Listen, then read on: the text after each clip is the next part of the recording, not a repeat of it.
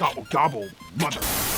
No goofy intro today, let's just get right into the Scream 7 news. Melissa Barrera has quietly been fired from the upcoming Scream film. Variety reports and /film confirms that Melissa Barrera has quietly exited Scream 7. While social media has lit up with fears that Barrera was fired due to pro-Palestinian posts, Variety has confirmed that her exit was not due to calling for a ceasefire, but for crossing the line into anti-Semitism, including, as Variety reported, an anti-Semitic trope that Jews control the media. A rep for Spyglass declined to comment, and Barrera did not respond to a request for comment. And that is all I'm going to say about the political side of this. I want to make this so unbelievably crystal clear that moving forward with the rest of this video, when I talk in terms of my own opinion, it is strictly on the fictional story happening within the Scream universe. Whatever your opinion on Melissa Barrera is at this point, that is what it is. THR adds, filming had not begun and development had been slow amid the actors and writers' strikes. Now Spyglass is expected to recalibrate plans following Barrera. Alright, so now that it's been made very clear that I am not talking about this in terms of the political side of it, I'm talking strictly about the fictional story going on in the Scream universe. I don't care that I said that twice, I'm gonna make it fucking clear. This may be a bit of a disaster. Here's why I say that. Yes, THR does note that development for the next movie has been slow, and Jenna Ortega is rumored to have a reduced role anyway. It was highly suspected that the core four would maybe be pushed to the side, or that this would be some kind of Sydney-focused movie. But the biggest problem with Scream 7 now, in my opinion, is that if they included the core four in any capacity,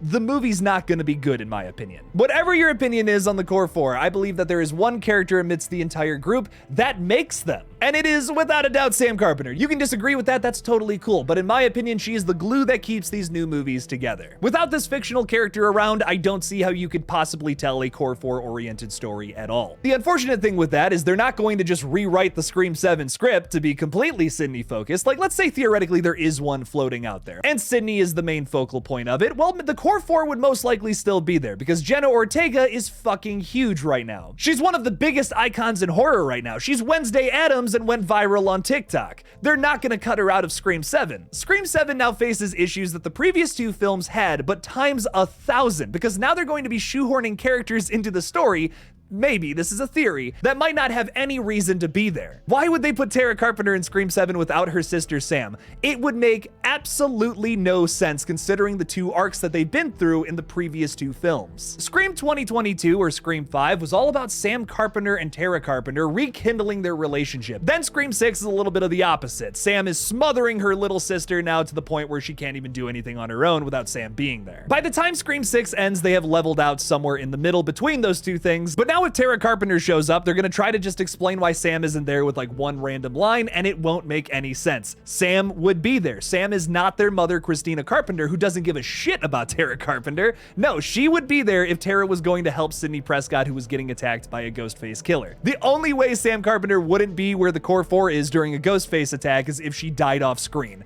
which would fucking suck. What an awful ending that would be for Sam Carpenter too. Don't forget, this is the same franchise where people would absolutely rebel if Sidney Prescott died. Now a cheap, lazy off-screen death of one of the main characters is the only way to get in the other three members of the core four to the ongoing story. If you're gonna cut Sam out, you have to cut the rest of the core four out too. It's simply not going to work otherwise. Here's the other aspect with this too. You might think that Sam Carpenter is the weakest member of the core four and you don't want her there in general. That's totally fine. You can have that opinion, but this is still a disaster. You might remember with the new Star Wars trilogy that came out in the 2010s that Carrie Fisher unfortunately passed away in 2016 before the release of The Last Jedi. Now, she had gotten all of her scenes done, but they ended up using unreleased footage from The Force Awakens to shoehorn the character into Episode 9. I find this incredibly weird and disrespectful. I also find that ninth Star Wars film to be a waste of over $400 million. They're gonna have to rework the entire concept of Scream 7, which I'm sure they most likely have that, even though yes, THR has reported that development is slow. It wouldn't exactly be a shock to say that the rest of the new cast, which starred in the previous film, would be coming back for 7. I really don't think Scream 7 can work with only 3/4 of the core 4 and then Sidney Prescott, Gale Weathers, Kirby Reed, and all that. I just think it's shoehorning in characters now because they're popular. The best route that Scream 7 can go down that they are unfortunately pigeonholed to at this point is Sidney Prescott in a leading role, maybe alongside Mark Kincaid, Kirby Reed, Gale Weathers, and the rest of the group being a brand new ensemble. Otherwise, it's gonna be the same criticisms we have of Scream 6 all over again, where Gale Weathers had no reason to even be in that movie in the first place. It'll be that that, but with 3 characters. Like, that's bad. That's a real disaster. That's bad, dude. That's like the Meg 2 writing. We do not need that in Scream. However you guys feel about the political side of this update, that's totally cool in your own opinion, but please leave that outside of my comment section. What I will urge you to do, though, is how do you feel about the Scream story right now? The fictional story within the Scream universe. Please leave me comments about that. This page is for movie talk, not political talk. Thank you guys for watching this Scream 7 update. Don't forget to like this video and subscribe for more horror content on this page. Hopefully better news in the future. Please consider supporting me on Patreon as well if you want to support this channel further. And as always, don't forget to kill it out there, y'all.